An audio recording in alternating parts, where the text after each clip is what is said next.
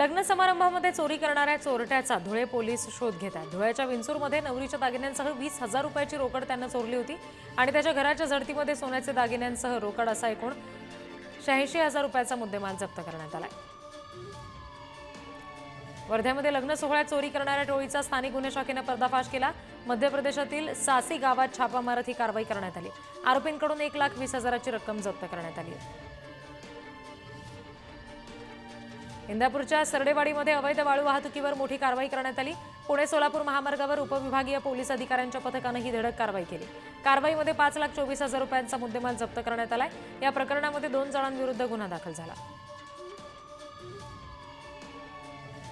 जालन्याच्या लिंगसा गावामध्ये तलवार बाळगणाऱ्या एकाला पोलिसांनी जेरबंद केलं। जालन्याच्या आष्टी पोलिसांनी ही कारवाई केली। आष्टी पोलीस पथकाने लिंगसा गावामध्ये छापा कारवाई करून धारदार तलवार बाळगणाऱ्याला ताब्यात घेतलं। या प्रकरणामध्ये आरोपी विरुद्ध आष्टी पोलीस ठाण्यात गुन्हा दाखल झालाय। इंदापूर शहरामध्ये 8 जणांविरुद्ध शांतता भंग केल्याचा गुन्हा नोंदवला गेला। त्यांनी शहरातील स्मशानभूमीजवळ शांतता भंग केल्याचा आरोप आहे। 2 मोटरसायकलींच्या किरकोळ अपघातानंतर झालेला वाद चांगला चिघळला।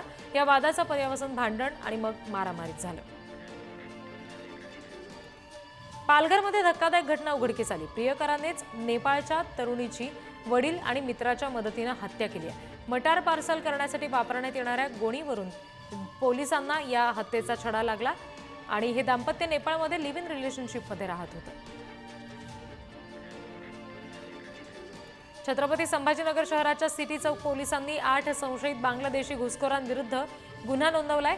त्यांनी बनावट कागदपत्रांच्या आधारे जन्मदाखला मिळवल्याचा आरोप आहे। 2024च्या फेब्रुवारी ते ऑगस्ट या कालावधीमध्ये उपविभागीय अधिकारी कार्यालयात त्यांनी याबाबत अर्ज दाखल केले होते। जालन्यात अवैधरित्या वास्तव्य करणाऱ्या बांगलादेशी दाम्पत्याला पोलिसांनी अटक केली। बदनापूर पोलीस पथकाने ही कारवाई केली। हे पती पत्नी बांगलादेशातून अवैधरित्या घुसखोरी करून भारतात आले होते। बदनापूर पोलिसांनी दोघांची चौकशी केली असता दाम्पत्य बांगलादेशी असल्याचं उघड झालं।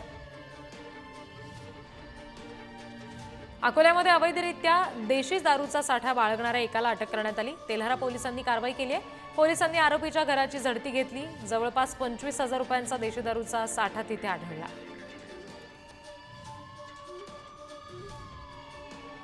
जालन्यामध्ये प्रेयसीच्या 6 वर्षाच्या मुलीवर अत्याचार करणाऱ्या नराधमानं प्रेयसीच्या दुसऱ्या मुलीवर सुद्धा अत्याचार केल्याचं समोर आलं। या प्रकरणामध्ये आरोपी विरुद्ध पुन्हा गुन्हा दाखल झालाय। या आधीच्या गुन्ह्यामध्ये कदीम जालना पोलिसांनी आरोपीला अटक केली आहे।